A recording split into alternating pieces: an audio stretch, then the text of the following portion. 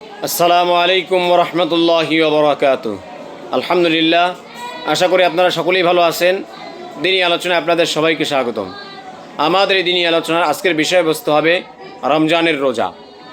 তো এই রমজানের রোজা সম্পর্কে আমরা জানতে গিয়ে জেনেছিলাম যে রমজান মাসে কিছু স্পেশাল আমল আছে, যে আমলগুলা আমরা না জানার কারণে করতেও পারি না এবং ওই আমলগুলার ফায়দা উপকার আমরা অর্জন করতে পারি না।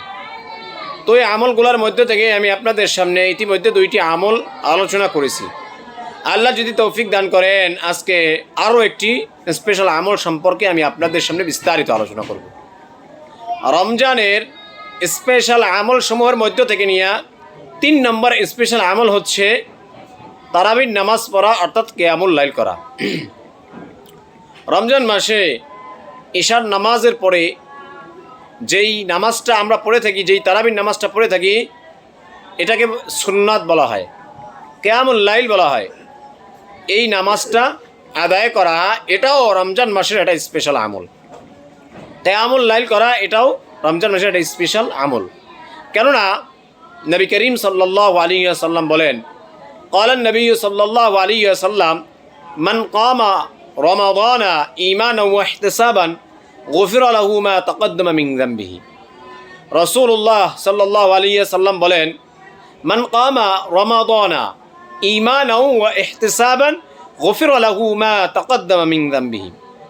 যেই ব্যক্তি রমজান মাসে ইখলাসের সাথে, ঈমানের সাথে, সওয়াবের আশায় রাত্র কিয়ামুল লাইল করবে, রাত্রের নামাজগুলো আদায় করবে, অর্থাৎ তারাবি পড়বে বা নফল কোনো নামাজ আদায় করবে, গফির লাহু মা তাকদ্দামা মিন যামবিহি, আল্লাহ তাআলা তার পিছনের সমস্ত গুনাহসমূহকে ক্ষমা করে দিবেন।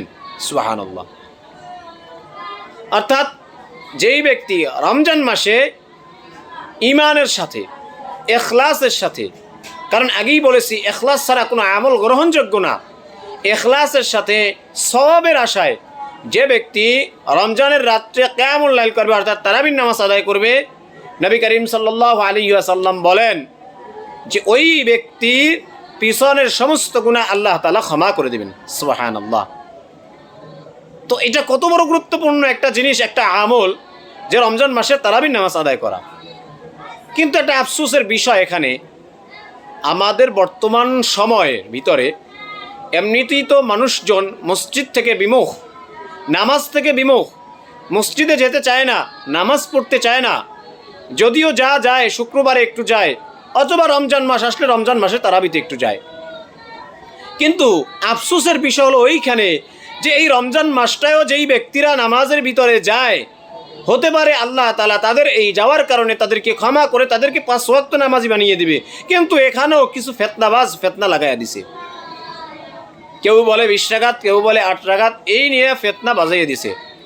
অথচ স্পষ্টভাবে জানা যায় যে 20 রাকাত তারাবি এটা ওমর ফারুক রাদিয়াল্লাহু তাআলা আনহুর সুন্নাত। আর নবী করিম সাল্লাল্লাহু আলাইহি ওয়াসাল্লাম তো স্পষ্ট বলছেন যে তোমরা আমার এবং আমার খোলাফায়ে হেদায়েতপ্রাপ্ত খোলাফায়ে রাশিদিনদের সুন্নতকে মজবুতির সাথে আঁকড়ে ধরো। তাহলে ওমর রাদিয়াল্লাহু তাআলা সে কি হেদায়েত প্রাপ্ত ছিলেন না? তিনি কি খোলাফায়ে রাশিদিন ছিলেন না? তাহলে তার সুন্নতটাকে আমরা আঁকড়ে ধরবো, এটাই তো নিঃসন্দেহে আমাদের করা উচিত। কিন্তু সেখানে কেন আমরা বিরোধিতা করব? আর যেই তারাবির 8 রাকাতের কথা আমরা বলি বা 11 রাকাতের কথা আমরা বলি, এটা তো রাসূলুল্লাহ সাল্লাল্লাহু আলাইহি ওয়াসাল্লাম স্পষ্ট প্রমাণ যে রাসূলুল্লাহ সাল্লাল্লাহু আলাইহি ওয়াসাল্লাম এটা রমজান এবং রমজানের বাইরে পড়ছেন। তাহলে যেই জিনিসটা রমজানের বাইরে পড়ছেন বা রমজানেও পড়ছেন, এটা তো তার রোজানা আমল ছিল, এটা কিভাবে তারাবি হতে পারে? অতএব এই সমস্ত ফেতনা যারা বাজান, তাদেরকে বলবো আপনারা আমল করতে চান আপনারা করেন, কিন্তু কেন সাধারণ মানুষরা এই আমলটা করতেছে, এই আমলটার ভিতরে কেন আপনারা বাধা দিতেছেন বা কেন ফিতনাটা সৃষ্টি করতেছেন? এত আলেমগণ, এত বিখ্যাত মুফাসসিরিন কিরামগণ, ফুকাহায়ে কিরামগণ, তারা এই আমলটা করে আসছে, তারা বুঝি এটা বোঝে নাই। আপনি মহাবড় পণ্ডিত হয়ে গেছেন, আপনি তাদের চাইতে কিতাব বেশি বোঝেন, তারা কিতাব লিখে গেছে, সেই কিতাব আপনি পড়া আমল করতেছেন, আর আপনি মহাবড় পণ্ডিত হয়ে গেছেন আজকে যে তারাবির নামাজ এখন 20 রাকাতকে আপনি 8 রাকাত বানায় ফেলছেন, যে 8 রাকাত না পড়লে হবেই না। এই জন্য কোনো দ্বন্দ্ব নেই, আপনাদের কাছে আমি একটা আবেদনই করব যে আপনারা আপনাদের আমলটা আপনারা করেন পার্সোনালি। যদি আপনাদের সাথে কেউ শরিক হয় বাস হোক, কিন্তু আপনারা যারা বিশ্বাঘাত পড়ে তাদের মাঝে গিয়ে ফিতনা সৃষ্টি করেন না। তাদেরকে আপনারা এই প্রশ্নটা করেন না যে তোমরা বিশ্বাঘাত করতেছো, এই বিশ্বাঘাত কোথায় আছে, এটা তো বেদাত। তাহলে আপনি সরাসরি একজন খোলাফায়ে রাশিদিনদের উপরে হাত তুললেন আর একজন সাহাবায়ে কেরামের উপরে হাত তোলা মানে সাহাবায়ে কেরামদের সাথে আপনি দুশমনি করলেন। আর নবী করিম সাল্লাল্লাহু আলাইহি ওয়াসাল্লাম বললেন যে আমার সাহাবায়ে কেরামদের সাথে দুশমনি করলো সে আমি নবীর সাথে দুশমনি করলো, আর যে নবীর সাথে দুশমনি করলো সে স্বয়ং আল্লাহ তাআলার সাথে দুশমনি করলো। অতএব 20 রাকাত তারাবি এটাও সহিহ রওয়ায়াত অনুযায়ী, এটাও মানুষ যে আমল করে নির্ভেজাল আমল, এই আমলে আপনারা বাধাগ্রস্ত বাধা প্রদান করেন না। আর এই আমলটা রমজান মাসে রাত্রে কিয়ামুল লাইলের কথা বলা হয়েছে। এখানে আর একটা বিষয় যে কিয়ামুল লাইল মানে যত রাত্র বেশি হয় যত বেশি পড়া যায়, কিন্তু আমরা যদি সেটাকে সংক্ষেপে যত করব অত সংক্ষেপ হবে, তাহলে কিয়ামুল লাইল তো হলো না। এখানেও একটা বিষয় যে দেখেন 20 রাকাত যারা পড়ে এরা কিন্তু ভুল করতেছে না।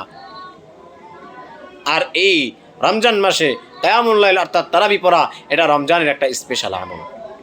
অতএব আল্লাহ তাআলা আমাদের সবাইকে সঠিকটা বুঝে এই রমজান মাসের তারাবির নামাজকে আদায় করে রমজানের এই স্পেশাল আমলটুকু আদায় করার তৌফিক দান করুক। আমিন। ওয়া আখির দাওয়ানা আনিল হামদুলিল্লাহি রাব্বিল আলামিন। আসসালামু আলাইকুম ওয়া রাহমাতুল্লাহি ওয়া বারাকাতুহু।